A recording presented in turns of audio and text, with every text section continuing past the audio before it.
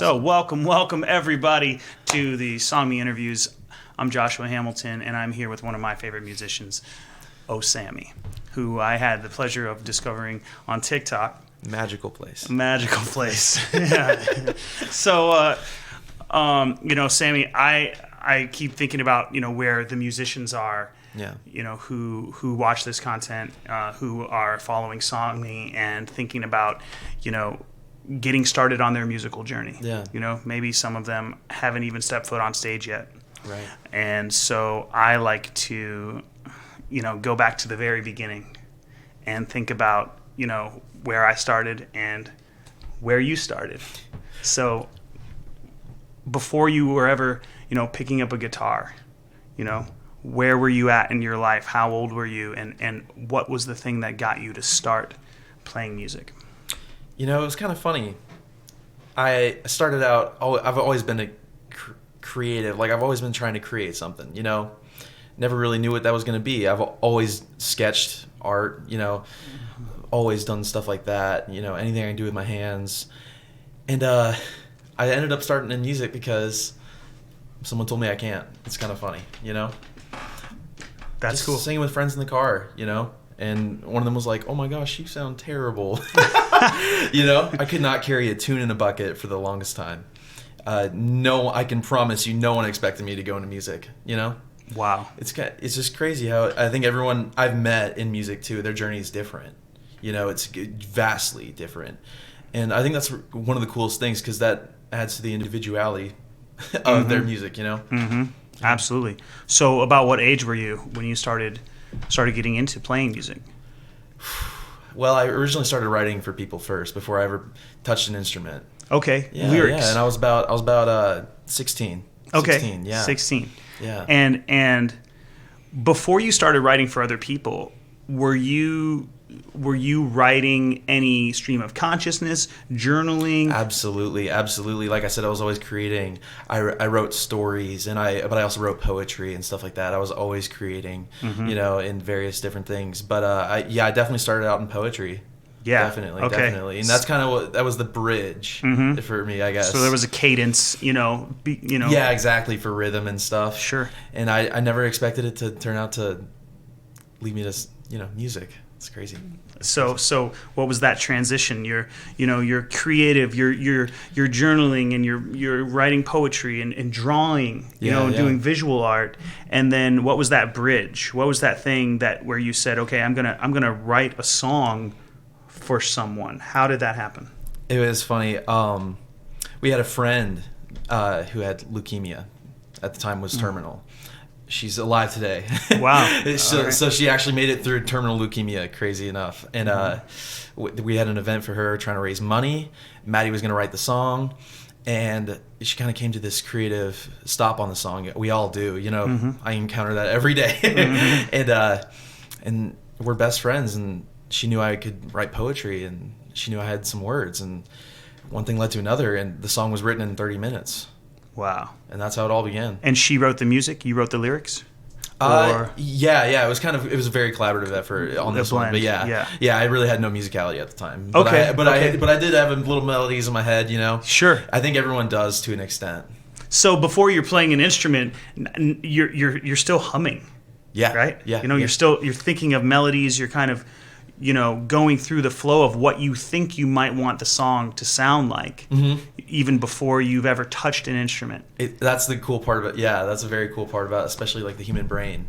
They can't even comprehend the difference between a note at the time. Right. And yet you have this melody in your head, and you have to get it out. And I had to find that way. I know. To me, that's just such an amazing piece about creating in general, is that so many times I feel like as creators, we want it to be right.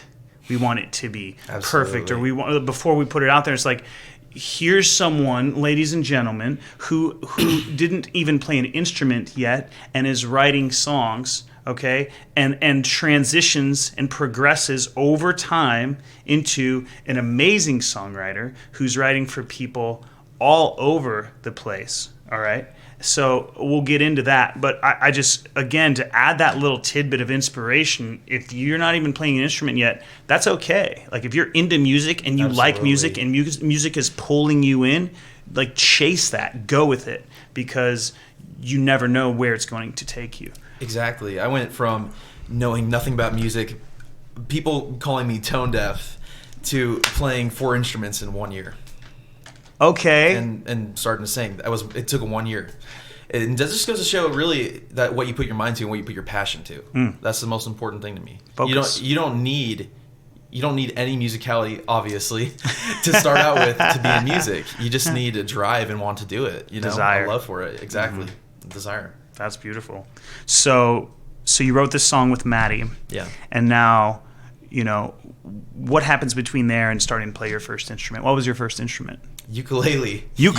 That's a perfect first instrument. It's funny. It was simple and easy to learn, and it was actually mom's ukulele, my mom's, and she bought it, and I one day just picked it up. It was kind of a rough time in my life, and there was a lot of time, just to like think and create, and I didn't know what to do with it, and I picked up the ukulele and just started learning. Wow. Yeah. That's fantastic. Do you remember? Did you start learning chords? Did you start learning songs? Did you learn other people's songs? Yeah, I started. So I wanted to convert my poems into songs, but I hadn't told anyone about that. But I knew I couldn't start there. I knew I needed to learn the basics first, right? You were just talking about. It starts at the beginning, and really, I did learn other people's songs first, simultaneously singing and playing chords and anything I could. I think the first song I ever learned was Hakuna Matata. Yes. Honestly. That's fantastic. I love that song. No worries. It's a wonderful phrase. Yeah, it is, in fact, a wonderful phrase.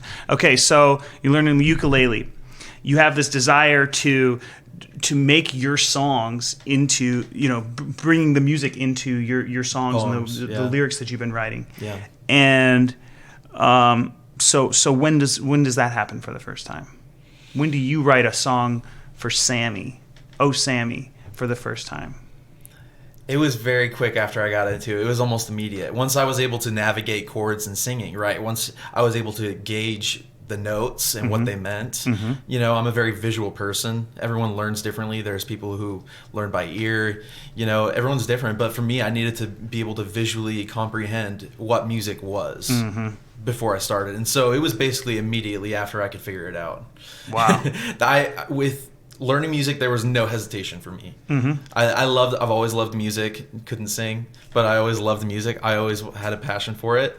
And I did not hesitate.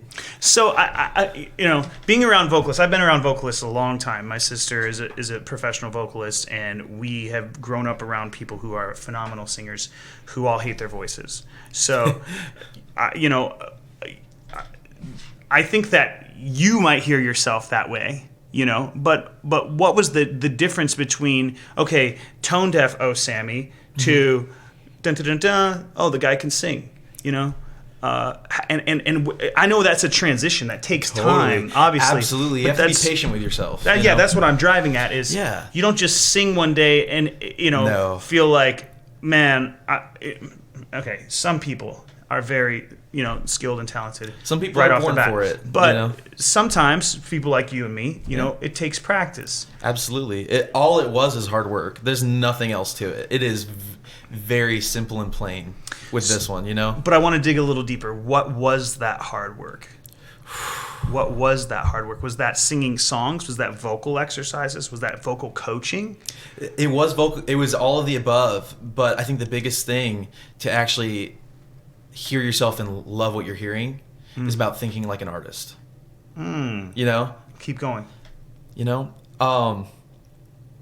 can think you're good all day, or you can think you're terrible. There's a variance in people's ego and how they're feeling about their voice. And I see a lot of, I write for a lot of people, and I see that they do not like their voice at all. And I think for me, it was a journey of just it was actually internal, if you know what I mean. Like loving your voice, you have to speak the words you feel, right? And I think once you do that, and once you start to find your voice simultaneously with your emotions and kind of what's in your heart, I feel that's when it begins to line up, and when you're starting to like what you're hearing and like what you're singing, and just be happy with what you're putting out there. I see so many people who try and put things out that really don't have a purpose. You know, what you're putting out should serve a purpose. Don't just put something out to put it out. You know what I mean? Yeah. No, thank you. That's insightful. You know. Well, it's been a journey. It's been a journey. So I've had a lot of experience with that, I guess. Yeah. So you're writing these songs now for yourself. You're developing the skill of songwriting. You're becoming noticed for that. People are noticing, oh, Sammy's writing songs.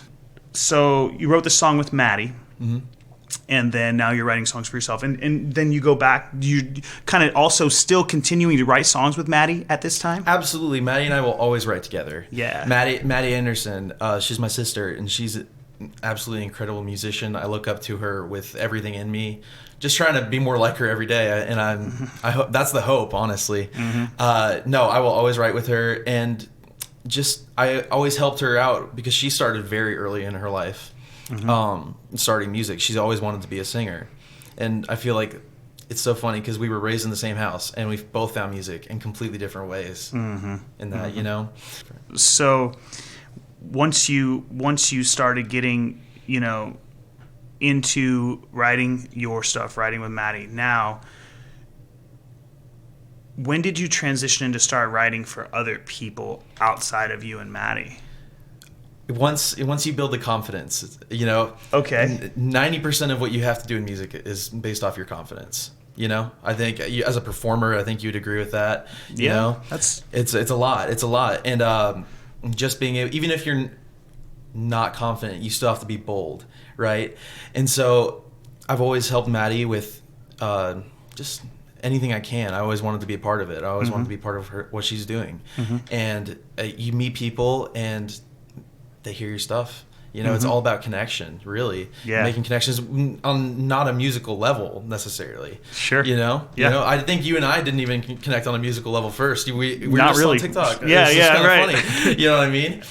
And so once you start talking to people, once you start connecting with them on an emotional level, you see finally, and you see that what you have to say matters, and as long as it has a purpose, it matters.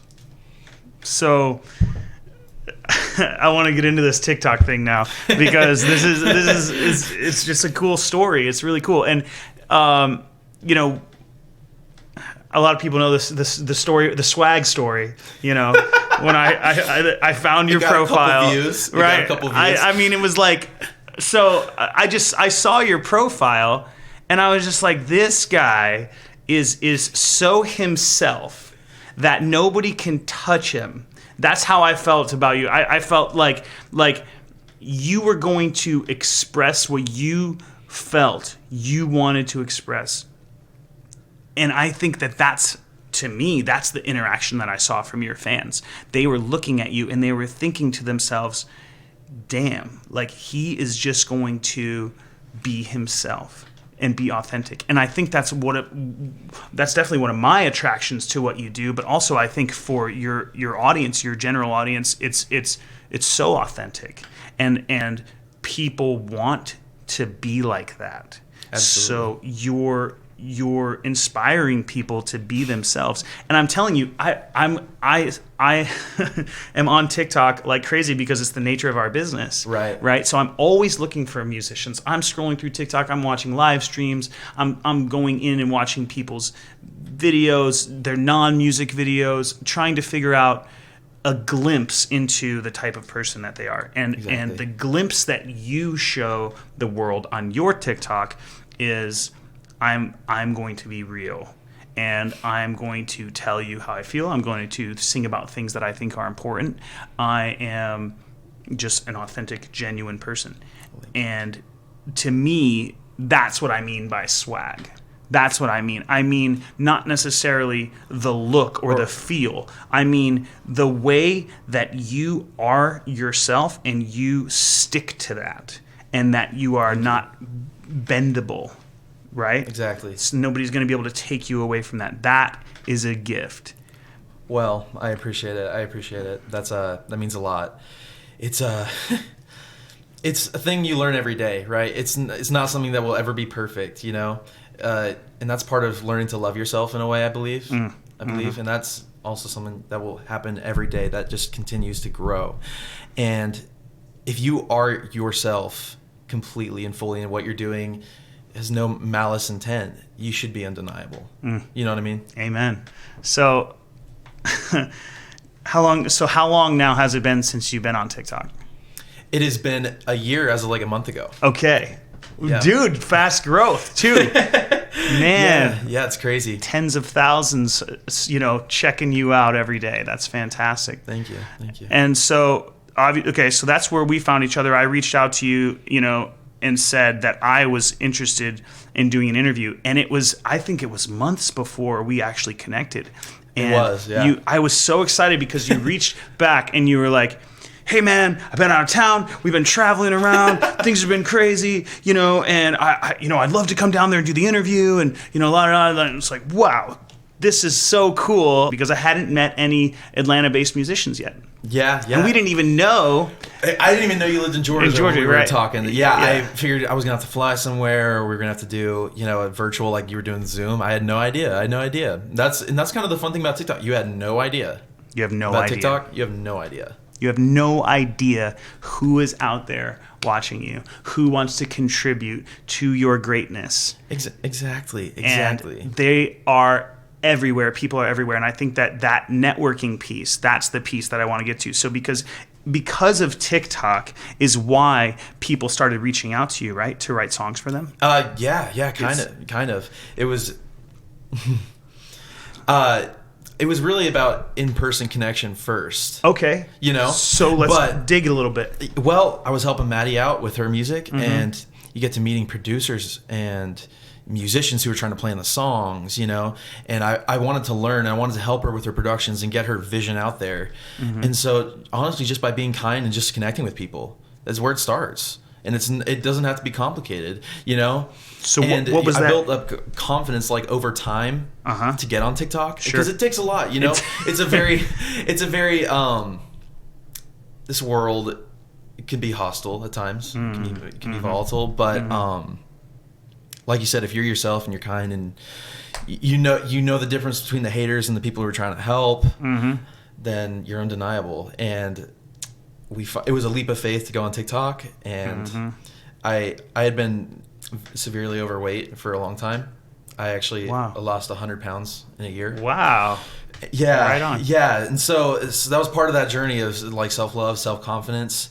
You just have to make the leap of faith. As long as you love yourself and what you're doing, then the love will follow. You know what I mean? Absolutely. So can we talk a little bit about that initial? You don't have to say names because I know that there are different people you can't necessarily talk about who you've written for, but that initial, I wrote a song for somebody else. How did that meeting go? How did they reach out to you? How did they find you? And how was that initial conversation of, okay, now I'm a professional songwriter. I was not playing an instrument. I was humming songs to myself, writing lyrics in my journal. Now I'm a professional songwriter. Right? I'm getting paid money to write songs for people when I wasn't even playing an instrument before.